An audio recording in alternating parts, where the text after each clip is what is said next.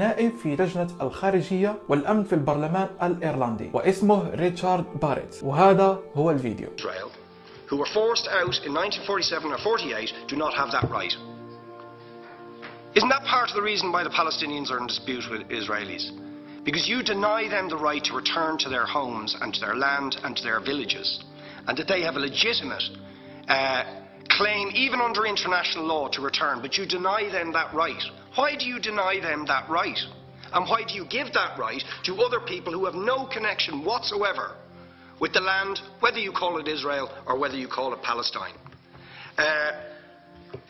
Why do you continue to seize land, if you're serious about Oslo and the two-state solution? Why do you continue to seize land, which under that agreement is land designated to be Palestinian land? 500,000 people, most of which has taken place since Oslo. You allow that to happen. Why do you allow it to happen if you're serious about giving this land to the Palestinians? It's absolutely extraordinary. And it just, you must, are you not just taking us, Ambassador, for idiots? That you can say with a straight face, we're serious about peace, but while we're serious about peace, we're going to seize Palestinian land. And you expect the Palestinians to just sit back and do nothing about that. And the world to accept that that is an acceptable way to behave. And you asked earlier on, what could we have some constructive solutions? Now you know what the Palestinian people have been asking for. Far less even than some people would ask for. Because I believe the whole apartheid system should be dismantled. But what they've asked for is to lift the siege of Gaza. Just to lift the siege of Gaza. Let them have an airport. Let them have ports. Let them not be dictated to by a government for whom they do not vote as to what can go in and out of their territories, whether they will have power, whether they will have clean water, whether they will have medicine.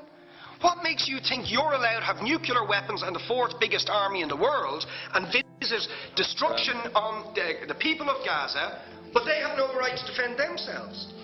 They have no territorial sovereignty over that land. Would you ask questions, please? How do you justify that? Yeah. All right. How do you justify those double standards? And very lastly, Ambassador,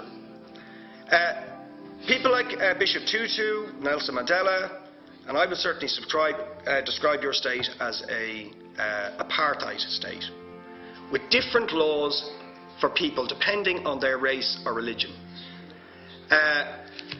Now, isn't that just the case that, for example, at checkpoints going into the West Bank, there's a channel if you're Israeli or European, and there's a channel if you're Arab. Just because you're Arab. If you came into Dáil Éireann and they stopped you and said, are you Jewish? Oh no, sorry, you can't come in through the same entrance as Irish people or European people because you're Jewish. You would call that racism and apartheid. But yet, you practice that.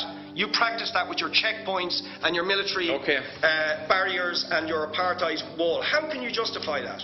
All right, thank you.